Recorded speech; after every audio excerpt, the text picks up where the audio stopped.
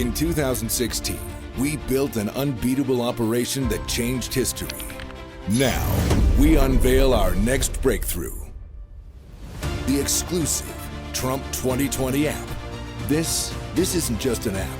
This is your source for real news, not fake news, straight from the campaign and the president himself.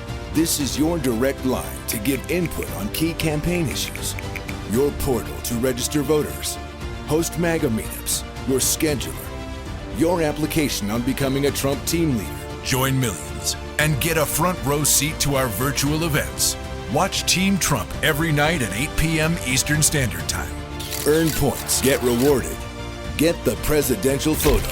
Oh, and did we mention this is your personal shopper too? So just to repeat, this isn't just an app. This is your tool to keep America great. Join the army for Trump and download the app today.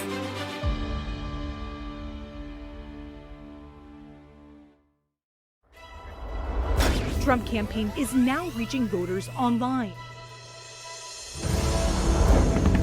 You are seeing the President of the United States. Look at the lines.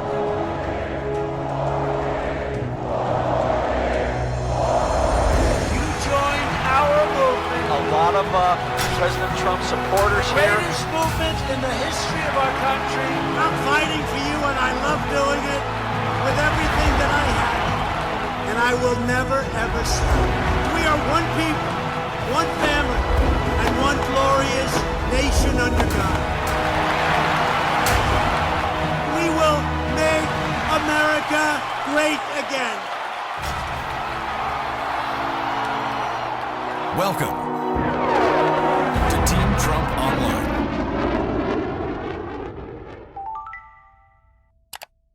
Good evening, everyone, and welcome to the latest episode of Black Voices for Trump Real Talk Online. I'm Katrina Pierson, Senior Advisor to President Trump's re-election campaign, and tonight we have an amazing show lined up for you. We are going to discuss how President Trump's response to the COVID-19 pandemic is protecting jobs for Black Americans.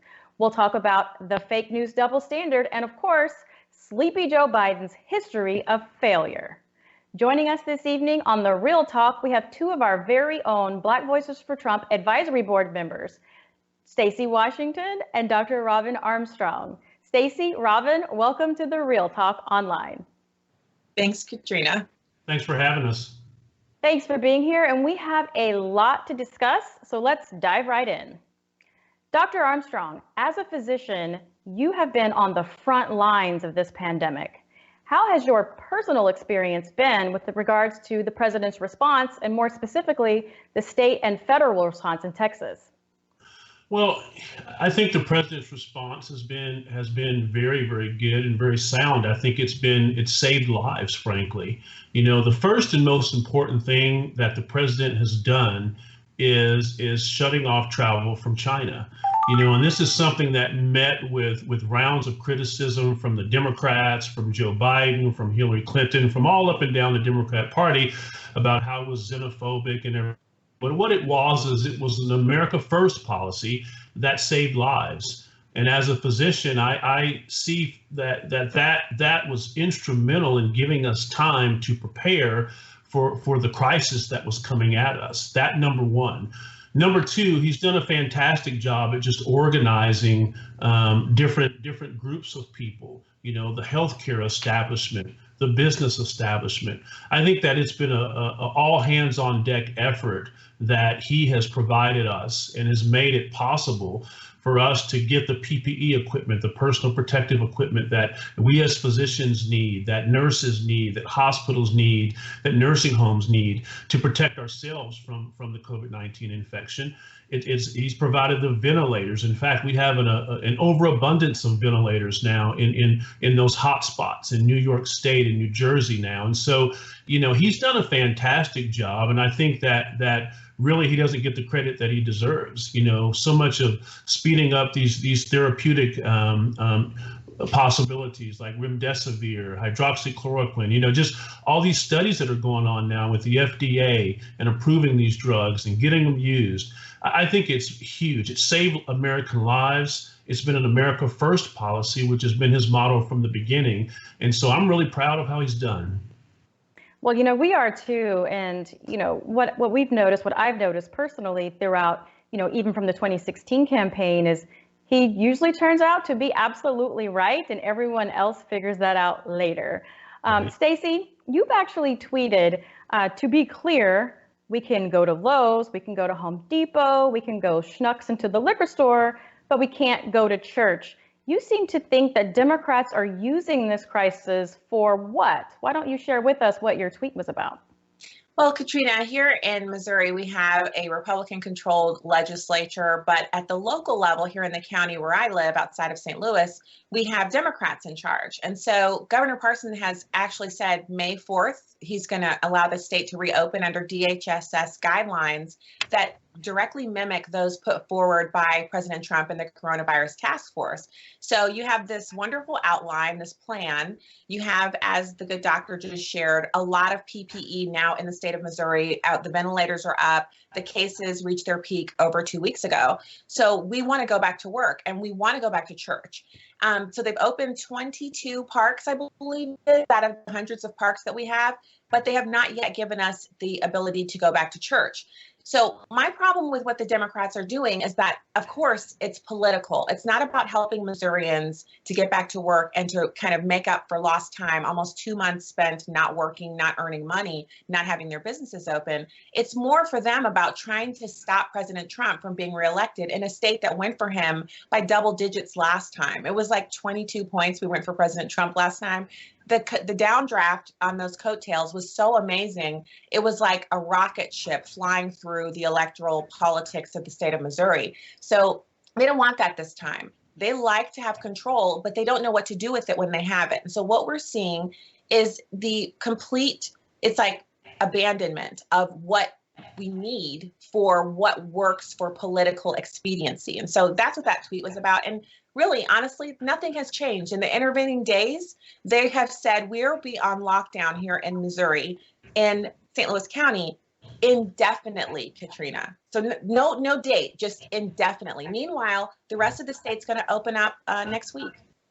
Wow. I mean, you mentioned the political piece of it. And, one of the most common things that I hear is, this is the first time that we've seen a political party, punish the American people during a national crisis. Usually you see people coming together and, trying to stand as one. And for some reason, we're just not seeing this with the Democrats. They are so thirsty for power that they're willing to punish the American people. And I always like to remind people that before that, the American public was considered non-essential. They were called deplorables. And we see that playing out right now because they have this authority. So I have a question for you both. While President Trump is focused on putting America first, Joe Biden is spending his time defending China and their handling of this pandemic. He even remains silent when China blamed the U.S. military for spreading this disease. Why does Joe Biden continuously choose to protect China over the United States? Dr. Armstrong, let's start with you. It seems to be just a continuation of what the Democrats have done for the last, 30, 40, 50 years. They seem to always take the side of our enemies. And it's really shameful. In China, as a physician, we were, I have COVID-19 patients that I've been caring for. And so we've been reading studies from China and reading studies from France. And there were studies as far back as early January in China. And so they already had a test, the test that we had to manufacture and develop. They already had that test in early January. So they knew that they were dealing with an epidemic probably as early as late October, early November. And so they knew about this months before they allowed the world to know about it. The World Health Organization, I'm sure, knew about this. And so China is responsible for the deaths of thousands, tens of thousands of Americans.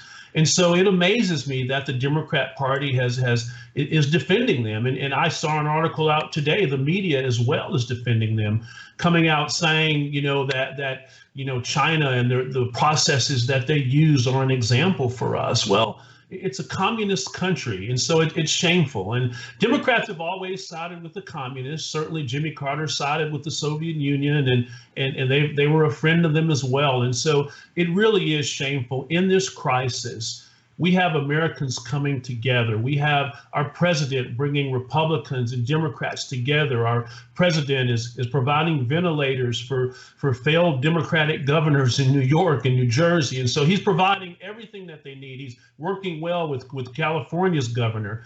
But at the same time, we have the national, the person who is going to represent them in the presidential election, Joe Biden, siding with China in this whole thing. It really is shameful, but it's par for the course for what they do and what they've done throughout history. And so I think that the American people realize that and see that and going to punish them for that in November. And so it's going to be it's shameful, but it's the same old song and dance that we've seen from the Democrats before, unfortunately. It is, and that historical component I think is extremely important, because even if voters didn't realize that, they're seeing it play out in real time. And Stacey, Dr. Armstrong mentioned, Carter and the Soviet Union, and fast forward, you have Barack Obama, Joe Biden, and Iran, the state sponsor of terrorism. Why is it that they side with America's enemies? Well, Katrina, Dr. Armstrong brings that historical perspective, which means there's nothing new under the sun. We absolutely have seen them do this before.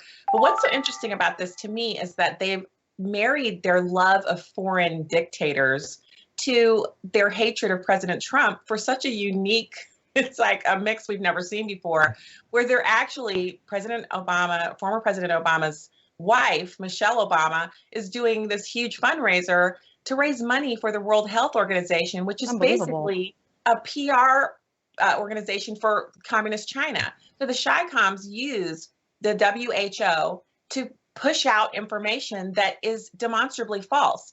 So if it had not been for the WHO's refusal to simply say we need oversight over this outbreak you've had in Wuhan and Hubei province, if they had said, look, we insist on this, then they could have contained the virus there and saved literally tens of thousands of lives.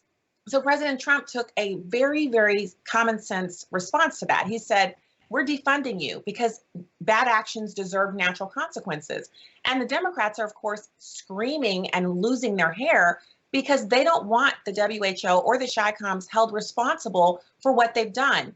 So it's a really unique thing to look at. And if you're not suffering from Trump derangement syndrome, you see that the president, number one, has the correct response. You punish people who kill your citizens. The Chinese didn't come here with guns and tanks and ships and kill Americans. Instead, they sent their citizens and our citizens who have family there back and forth on planes with this virus, and our weakest members of our society and unsuspecting Americans caught this virus, and a lot of them died because we were not prepared for this type of a spread. So we learned a lot here. I think the president has rightly highlighted a ton of different things that are going on with our huge federal bureaucracy and their unpreparedness, the unpreparedness of a lot of states not having any PPE or ventilators on hand, no preparedness for an emergency. And at every turn, as you mentioned at the top of the show, the president has demonstrated that he's ready and able to not only get us to where we need to be preparedness-wise, but to punish our enemies while having a soft, gentle hand towards Americans so that he can take care of us. And by the way, it's not actually the president's job to make sure that Missouri or Texas or any other state has PPE on hand. That is the governor's job. It's also not his job to tell us to stay home. It's his job to make outlines for stopping the pandemic. And then federalism says our governors decide what we're going to do. And it leaves it open to us to actually have local control. So I just hate to see the way the media keeps pounding on him for doing the right thing. And I hope he continues on. He's very strong in that aspect. He doesn't care what people say, which thank God, because he doesn't get any credit for all of the fantastic things he's done since we realized we were being attacked this way. Absolutely. You mentioned the former First Lady, Michelle Obama, and, all I can think about is when we see her openly raising money for the World Health Organization, knowing what we now know, it makes you wonder what else was going on during the Obama-Biden administration. So thank you both so much for that insight. We're going to take a quick break, but we'll be right back with more Real Talk. People are really looking for something. I think you have to go out and really work hard. You've sort of become like a folk hero. There are no better builders than we have in New York, and a big percentage of that is black and minority folks, and I'm very proud of it. I say to the African American people that have to suffer, I'm going to fix it. I'm going to fix it. The black unemployment rate, the lowest in history. 1.3 million jobs, more than 1.3 million jobs added for African Americans. You talk about the First Step Act, thousands of people released from jail, 90% of them being African American. And I want to thank our incredible president. Funding for historically black colleges and universities. Opportunity zones, almost 9,000 of those in marginalized areas. This president has done more for African Americans in a matter of 2 to 3 years than any president in my lifetime. I'm Donald Trump, and I approve this message. Thanks to President Trump, criminal justice reform gave nonviolent offenders a second chance at life and the American dream. He has given $100 million to HBCUs for scholarships and research. And he has done all this for us in less than one term. Imagine what he can achieve with 4 more years. I'm Donald Trump, and I approve this message. And welcome back to Black Voices for Trump, Real Talk Online. I'm Katrina Pierson, and back with us is Stacey Washington and Dr. Robin Armstrong. You know, we are all too familiar with the fake news media's constant defense of Democrats. And, you know, I call the press the political arm of the DNC. This has become painfully clear with their abusive treatment of one of their own. There is a representative in Michigan, the Detroit area to be specific. Her name is Karen Whitsett. She's a Democrat who made the mistake of thanking President Trump for his response and doing so in public. Dr. Armstrong, why are Democrats so blinded by their hatred for President Trump that they would attack someone from their own party from simply thanking the president whom she credits saved her life? You know, clearly, it's clear that the Democrats don't really care. They're not really caring about people here. They're so fixated on this Trump derangement syndrome. They hate this president so much that he is the center of their universe. And they are wanting to destroy him. They're wanting to defeat him so badly that they can't even, they've lost all judgment. It really is shameful. You know, I think that it seems to me like the Democrat Party is the press is leading the charge. The press leads the charge, and the Democrat Party kind of follows behind them. And so it seems like the press is who we're fighting against, and the Democrat Party just does everything that the press gives them. And it really is, it's just a shame. This lady is giving her personal experience, and her personal experience is that she was very ill, and that she got medications that the president actually provide, you know, his talking about it actually gave more access to the medications. As a physician, I've used this medication very successfully on patients as well, and they've gotten better. And I've been attacked for that as well, which is shameful. And so the Democrat Party, they're using healthcare, they're using the health of individuals and people, you know, to try and make hay and attack this president, even at the expense of potential treatments for this COVID-19 pandemic. And so it's shameful to me that they would use politics and inject politics towards physicians, towards patients, towards people who are trying to treat others in the setting of a pandemic. That is the most shameful thing that you can do.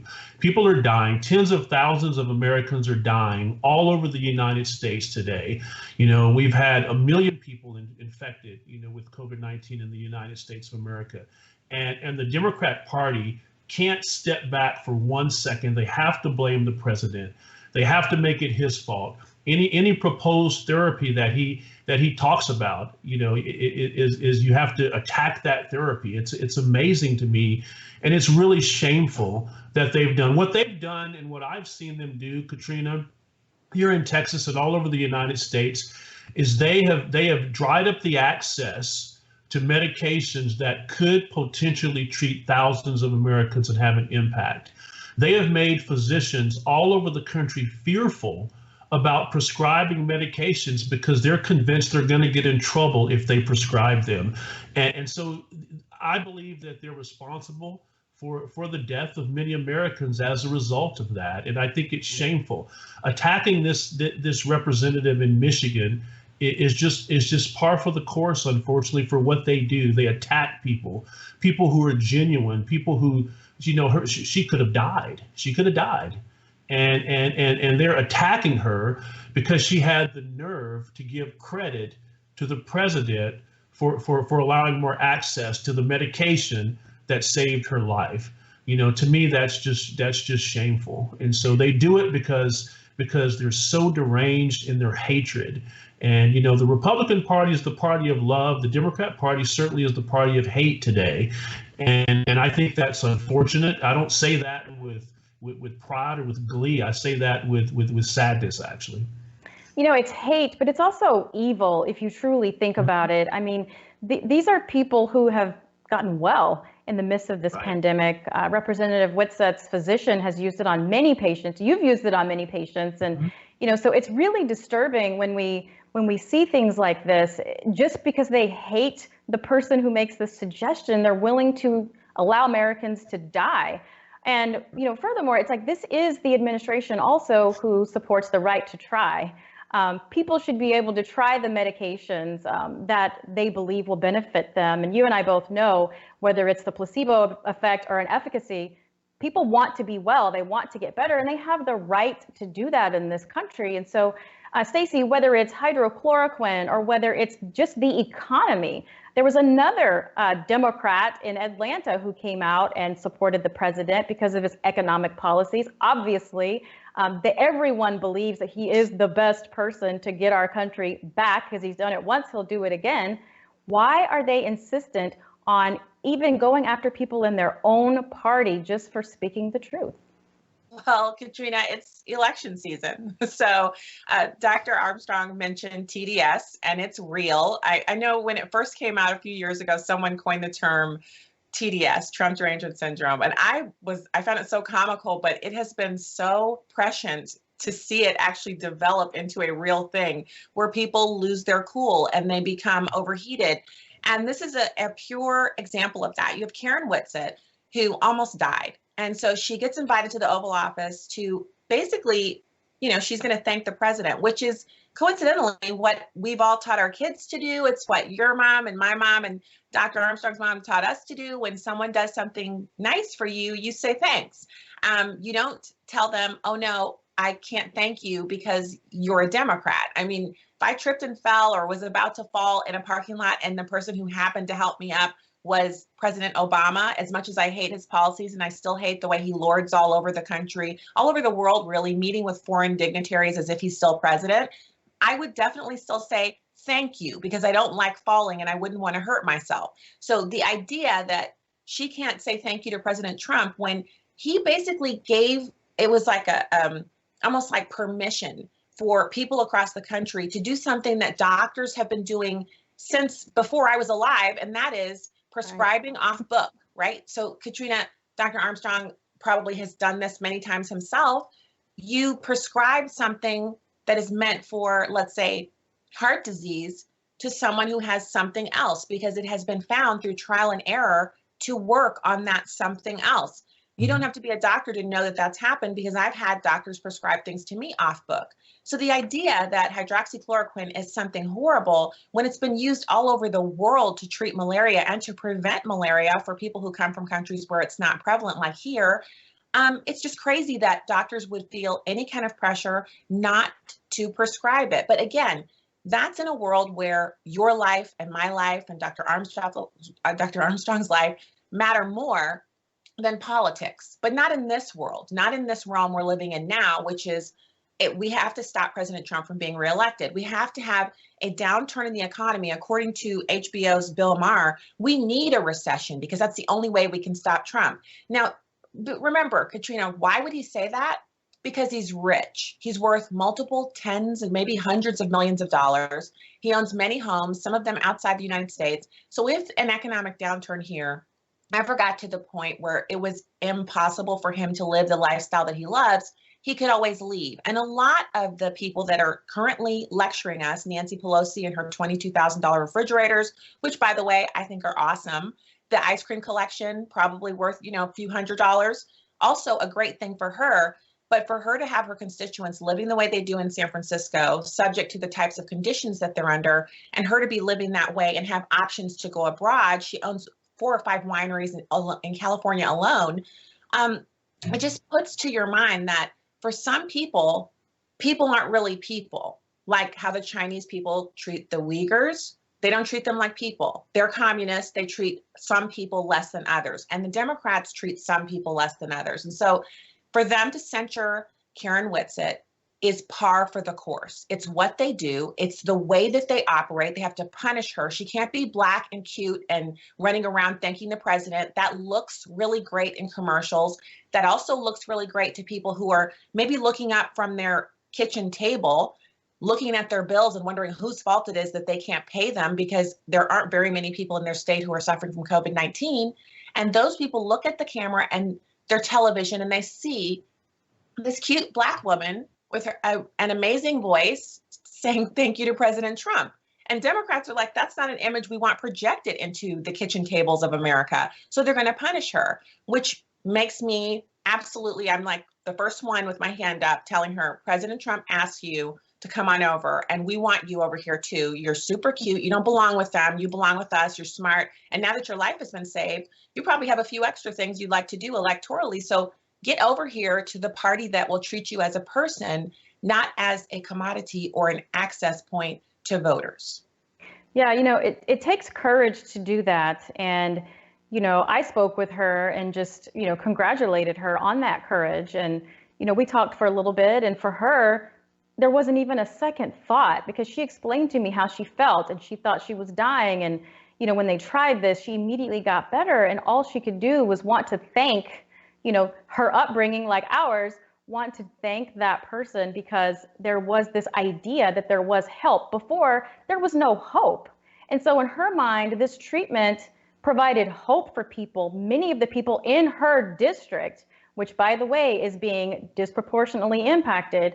And they lose sight of that some reason because she thanked the president for it. So I think it's very telling what we're seeing unfold now is just how far the Democrats will go to destroy our president and even our country to the point to where they're willing to let their own people die in the midst of trying to stop this president. And that is a very scary situation for Democrats. I do believe that their voters are paying attention and they see President Trump is trying to get help where it is needed the most. And we've had such an interesting news cycle this week. There's so much to talk about. But Stacey, I have to get your input on this. We talk about the news being sort of the political arm of the DNC and how they've always defended Democrats and the double standard that we see. And one really glaring example this week, as the Democrat Protection Agency that the press is a woman named Tara Reade. She has come forward with credible allegations of sexual assault against Joe Biden, of which have been corroborated over the last few days now. But the press simply won't ask questions about it, which all of us on this call know that if this had been a Republican, you would have seen looping coverage of this woman and her story and demands for the Republican to drop out of the race. But we're not seeing that, Stacey. Why is that?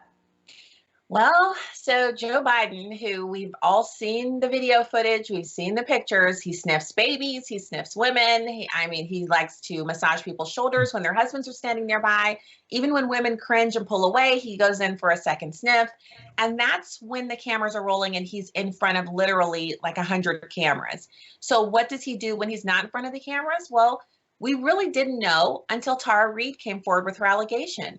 Now, I personally feel like if someone brings an allegation, there should be an investigation. And we should leave that to the people whose job it is to determine whether the facts support the bringing of an actual case by a prosecutor. I've always felt that way, not just because sometimes the people who are accused are Republicans, but because I'm married to a man, I have a son, I have a father, and I feel like men deserve the presumption of innocence just as we women have when we are accused of crimes. So that is the process by which you would bring charges against someone. But that's not the way it works in America anymore, because as we saw with Justice Kavanaugh back when he was a judge, he was treated to the guilty until proven innocent standard by Christine Blasey Ford and the Democrats. And so they said all women are to be believed. And we were told that the Me Too movement was going to revolutionize the way that women were treated, and that victims would feel free to come forward, and that men would be held accountable. And if the innocent until proven guilty standard had to be sacrificed on that altar to make it happen, then so be it. We, of course, protested, and we were treated to a spectacle like none other we've seen since Justice Clarence Thomas was treated to the similar treatment by Anita Hill. But that was over 20 years ago. So it was really, it was so painful to watch. It was so painful to watch, actually, the entire process from Christine Blasey Ford's, the glasses she wore with the Vaseline coating and the vacant stare, all of that, to the accusations themselves and the repetitive flogging of statements that had not been corroborated and the most disgusting scenarios described on television. Now we have Tara Reade, and it's supposed to be soon to be President Biden, right? He's been vice president. Now he has to be our president. And we're supposed to just buy this lock, stock, and barrel that he is innocent until proven guilty, and we should ignore her allegations. Now, I saw articles yesterday about Democrats now beginning to request that Joe Biden address the allegation. But how many months has she been out there with this allegation, and how much corroboration does it take before she is believed? So the Me Too movement doesn't have any teeth because it's a Me Too movement for Democratic women against Republican men.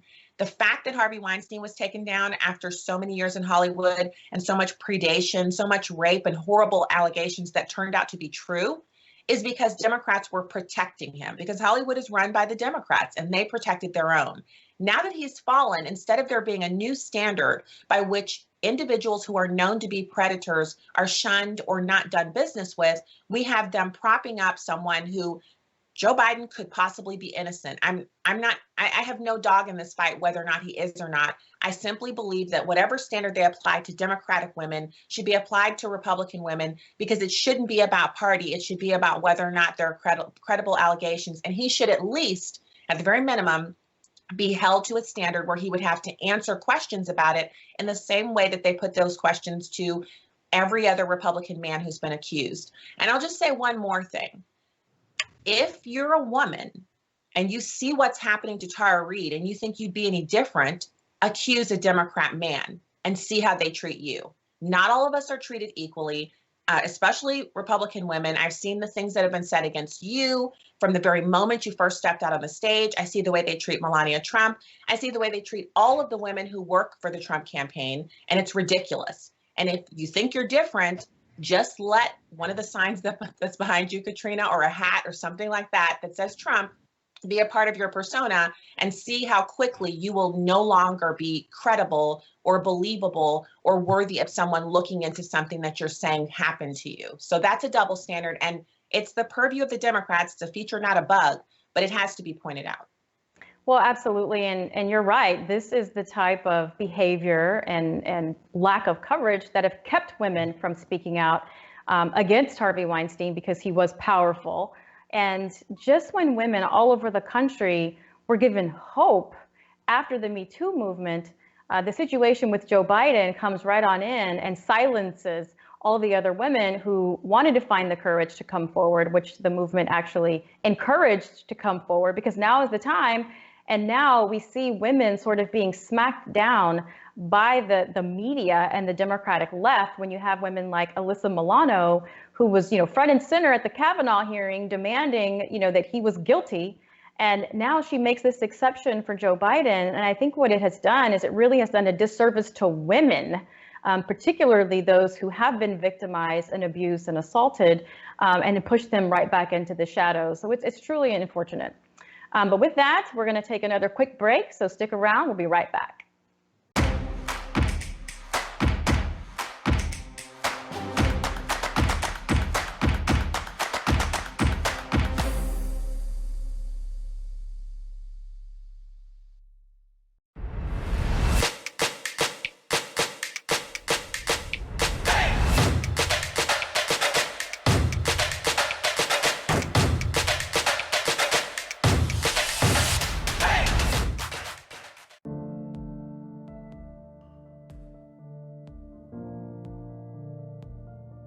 I'm free to hug my family. I'm free to start over. This is the greatest day of my life. My heart is just bursting with gratitude. I want to thank President Donald John Trump. Woo! Thank you, thank you, thank you. I'm Donald Trump, and I approve this message. And welcome back to Black Voices for Trump, Real Talk Online, back with Stacey Washington and Dr. Robin Armstrong. Let's talk immigration. Sensible immigration has always been a strong America First priority for President Trump, and recently he signed an executive order banning immigration for 60 days to ensure that when our economy reopens, American citizens are the first in line for jobs.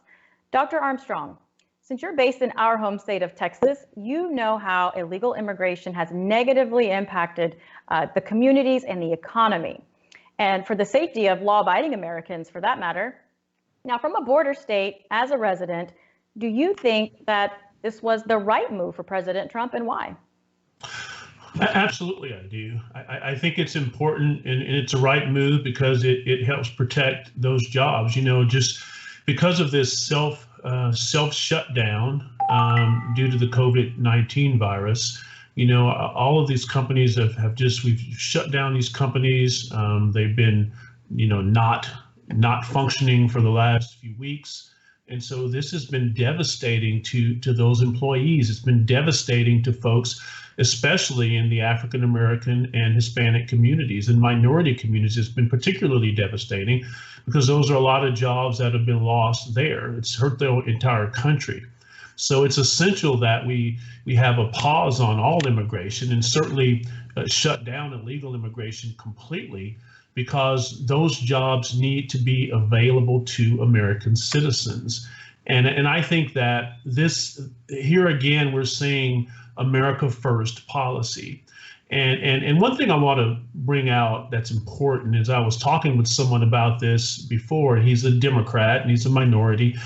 And I brought up the point that when we say America First, that includes African Americans.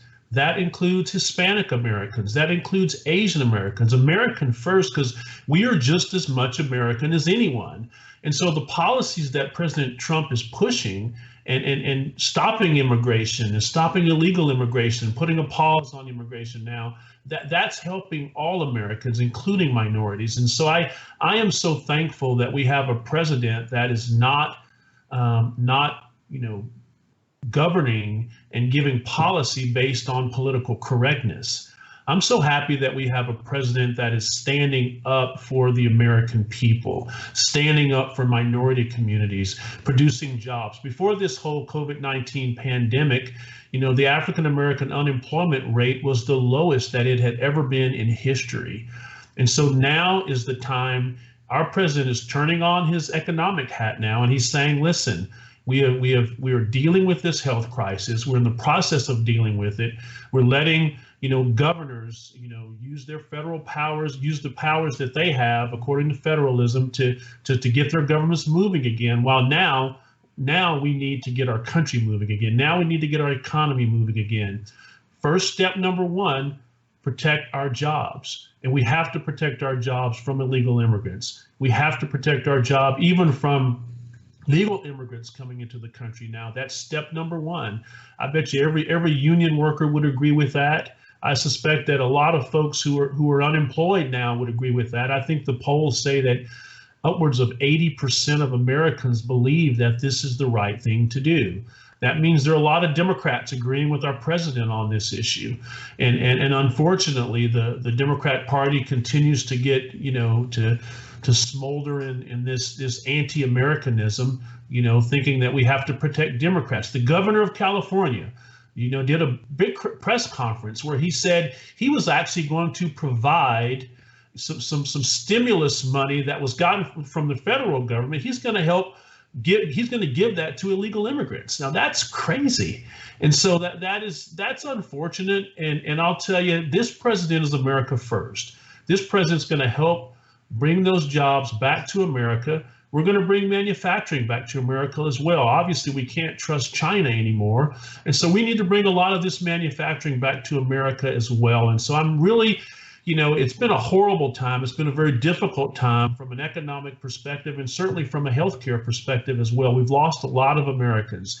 But I think it's going to give this president, with this outside the box thinking, it's going to give him the opportunity to really strengthen this country like it never has before. And so I think that it's time to do that. Shutting down immigration and illegal immigration is part of that. Bringing manufacturing jobs back to this country and away from China is a part of that. Fixing iPhones and manufacturing iPhones in America instead of China is all a part of that. And so I applaud him, and it is absolutely the right thing to do during this time. You're absolutely right, Dr. Armstrong. The president, when he says America first, he automatically means Americans first. And a lot of people agree with his message. And we've seen that with increased minority support in the 2016 campaign. And we're seeing it now also in the 2020 campaign. And I think that it's been one of those leadership vacuums that's been out there for a very long time. And Stacey, pointing out this twofold immigration issue that's disproportionately impact the Black community, whether it's illegal or legal, how do you think that the president's executive order suspending immigration for the next 60 days actually helps our community? Well, Katrina, I think, first of all, Dr. Armstrong made a very important point about over 80% of Americans. That's bipartisan. It's more than a plurality of Americans. It means something that they support lessening lawful immigration. And it's two different subjects. We could talk for another 3 shows about illegal immigration, but the president's been fantastic on that, especially standing alone as watchman on the wall on that issue against Democrats who clearly side with not just communists in China, but illegal aliens who are not citizens of this country. But speaking of lawful immigration, there's always this accusation that's tossed around. You must be xenophobic. You must fear lawful immigrants. Well, that's absolutely not true. Here in the Show Me State, we're one of we have the largest Bosnian population in the entire country. And a couple of years ago, we were lauded for having the fastest growth immigration-wise, lawful immigrants coming into the state of Missouri at a faster pace than any other state. And during that time, I wrote an article for the Kansas City Star because there'd been this huge Pew Research poll, and it found that 6 in 10 Missourians wanted to lessen lawful immigration. So if you look at the sentiment across the country, Americans are not against immigration, but they are against immigration if the flow prevents assimilation and if the flow of immigrants coming in are taking jobs that lawful American-born citizens are not able to get access to. So basically replacing the American worker. Now, this is important to note because this is an issue where the Democrats claim to have really planted their flag and have Americans on their side. But the truth is, the Americans that are polled regularly routinely have more than 60% respond that they want less lawful immigration. It's not just the state of Missouri. So that's why this order by the president is coming at exactly the right time and proves that it's not about xenophobia for him either. President Trump is limiting immigration into the country for 60 days because Americans, 22 million or 26 million, are out of work. So the jobs that are available when they become available should go to Americans first, not because of hatred, but out of love for American citizens, and also because it just makes common sense. You take care of what's in your own house first before you give out to be generous to others. So I always look at the motivation behind what people are doing. And the Democrats side with people who come from socialist countries because their policies are moving towards socialism. So they want people to come in and vote for them, while Republicans are much more interested in preserving what we have here, which makes us a beacon, a light on the hill, a place where every continent has people who want to live in America, who want to be citizens here. We couldn't hold them all. So we have to be selective. But a 60-day pause, you know me, Katrina, I always want more. I wish the president would put a hold on it for 6 months, but he always has the right aspect in mind. He always kind of takes things a bite at a time. That's his business mentality coming through after more than 4 decades in the business sector. President Trump knows how to be incremental while still being strategic. And so I'm glad he did this. It's just another thing we can tout when we're talking to friends and family about why they should vote for President Trump. Proof that he cares about not just Americans, but Black Americans specifically, because the majority of the immigration that comes into this country, those jobs that are being taken are people, Black people would be taking those jobs, but instead immigrants are taking them. So it's not really a competition with President Trump. He's siding with Americans, and I love that.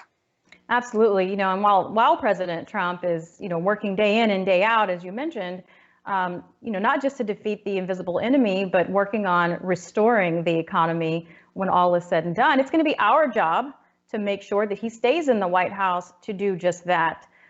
So thank you for that analysis to the both of you, really. And before we get to final thoughts, here's how you at home can stand with us and fight to re-elect President Trump. To join this Black Voices for Trump coalition, text WOKE to 88022 and follow us on social media, Facebook and Instagram at Black Voices for Trump. If you or your friends and family or your neighbors want to get involved right now to help re-elect President Trump, go to armyfortrump.com to sign up. And be sure to download our brand new Trump 2020 app from the App Store, available on iPhone and Android. Use the app to register for events like this, to join MAGA meetups or host them, and to become a volunteer, and you can win exclusive prizes. So we invite you to join us today. And Dr. Armstrong, Stacey, let's get to your final thoughts. I want you to leave your message with the American people tonight. Dr. Armstrong, let's start with you. Well, the first thing I'd like to say is thank you, Katrina, for having me on this evening. I appreciate that, and it's just an honor to be just to support this president. He's been a great leader for our country, and I think that he's been a great leader for the African American community. And I think when it's all been said and done, this president has created more jobs and more opportunities for African Americans that we've ever seen before. I mean, this president has put his neck on the line, with his own base in a lot of ways. When you talk about prison reform, there are African Americans who are now working and active and out in society where they were in prisons, when they shouldn't have been, for nonviolent crimes. We look at the small business loans that he's provided, even in this last stimulus bill, the small business loans that were provided to African Americans, the support that he's given to African American colleges and universities has been extraordinary. And so this president has been so good for the African American community. I think that it's time to see a great shift in the support. And I think that's going to happen in a lot of ways. I don't think they're going to talk about it. I don't think they're going to go on, BET and talk about it or discuss it. They probably won't even discuss it with their neighbors. But I think what's going to happen is they're going to go into the voting booth, and you're going to see a lot of African Americans understand that and say, you know what, this president stood up for me, and so now I'm going to vote for him. And that's what I'm excited about. I think you're right, Dr. Armstrong. Stacey, final thoughts? Well, I just want to encourage people to go on the facts. I have, since becoming a Republican many years ago, I had to kind of reevaluate where I was coming from. And as a Christian, it has become so simple for me. I look at what the party platforms say, and then I compare the actions of the people who are representing those parties to what their party platforms say. And I mean, it's a real eye-opener. If you go online and go to the Democrats' party platform and read their plans for America, and then read the Republican Party platform and their plans for America, you get two very different views of what humanity can be in America and what liberty means and what the Constitution is. And then if you're a Christian, you got to really take it to the word. And so if you understand what God's word says, you know that there's no way you can support anyone who agrees with aborting babies or killing people because they're too old or too sick, or bringing people in from foreign countries and giving them taxpayer dollars while ignoring 50,000, I believe it is, homeless veterans on the streets in America. They've given everything they've got, some of them even their sanity. They've left their limbs in the sand, and they come back here and they're ignored by our government. That is not what God's word says we're supposed to do. So when you boil it down to that, when you take it to your moral center and make a decision on that, not your identity, not that your parents were Democrats and you can't not be a Democrat, not that being a Republican is a moral statement, but that party platforms are there for a reason. They mean something, and you had better darn well be prepared to explain yourself, because you will be held accountable at some point here or there. Then it becomes pretty simple. And also, coming from that perspective, Katrina, I can always explain why I'm voting for a candidate or why I'm not voting for a candidate, because boiling it down to that, the pro-life issue, whether or not human beings deserve to live, whether or not we should have foreign policy that leaves our people overseas fighting endless wars in the Middle East. President Trump opposes that. He's bringing Black Americans home to their families to stop being on endless deployments in the Middle East. I could go on, but I'll leave it with this. Decide who you're going to vote for based on what they've given you in the past. Democrats have been fleecing Black Americans for decades, and it's time it stopped. You should vote for the person who promises you something and then delivers. And if they don't deliver this next time, you vote for someone else. That's why I'm voting for President Trump. And I encourage people to read the platforms and reach out to me on Twitter, @StacyOnTheRight. I'm always willing to engage as long as you're not name calling. Stacy Washington, Dr. Robin Armstrong, thank you both so much for joining the Real Talk Online this evening. And thank you to everyone for tuning in. Join Team Trump online every evening, 7 days a week, and check out the schedule for our next episode, Black Voices for Trump, Real Talk Online. Until then, stay safe, stay healthy, and we'll see you next time.